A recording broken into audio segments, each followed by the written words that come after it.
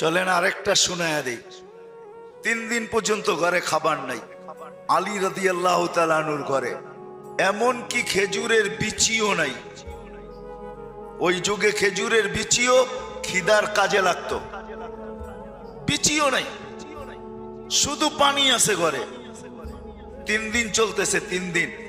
চতুর্থ দিন সকালে আলী রাদিয়াল্লাহু তাআলা বলতেছে, ফাতেমা চললাম দেখি আজকে কিছু জোটে কিনা। মজদুরি করতেন আলী রাদিয়াল্লাহু তাআলা, মজদুর ছিলেন, ব্যবসায়ী তো ছিলেন না, শরীরে খাইটা উপার্জন করতেন। তো সারাদিন ঘুরা কিচ্ছু মিলে নাই। বিকালে যখন ফিরতেছেন, ফাতেমা অপেক্ষা রাদিয়াল্লাহু তাআলা আনহা অপেক্ষা করতে করতে যখন সন্ধ্যা গণায় আসছে, তো পর্দা উঠায় দেখতেছে আসতেছে আলী রাদিয়াল্লাহু তাআলা আনহু, কিন্তু চেহারা মলিন, হাত খালি।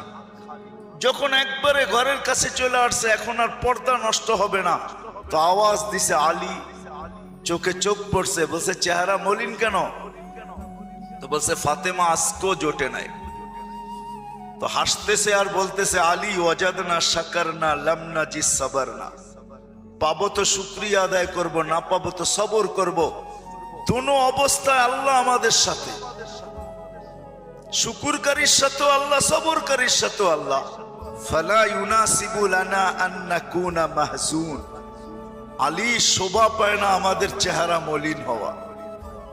আল্লাহ তো সাথে, চেহারা মলিন কেন? আলী রাদিয়াল্লাহু তাআলা আনহুর জন্য দরজা খুলতেছেন আর উনি ঘরে ঢুকতেছেন। এখন ফাতেমার অবস্থা, আলী রাদিয়াল্লাহু তাআলা আনহু নিজে বলতেছেন, ফাতেমা সাররাত ওয়া তাবাসসামাত, ফাতেমা মুস্কি মুস্কি হাসতেছিল। যে এক তো স্বামী সারা 3 দিনের, চতুর্থ দিনেরও ক্ষুধার্ত, পরিশ্রম করে কিছু মিলেও নাই। এখন যদি আমি মুখটা বেঁকা করি তাহলে দুঃখটা আরো বেড়ে যাবে।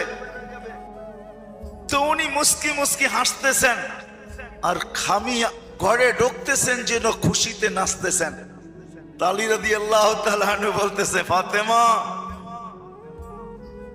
তুই খায়রুন নিসা, তো এই জন্যই ফাতেমা কিন্তু খায়রুন নিসা, খায়রু নিসা ইদ দুনিয়া, সমগ্র জগতের মহিলাদের সর্দারনি যিনি।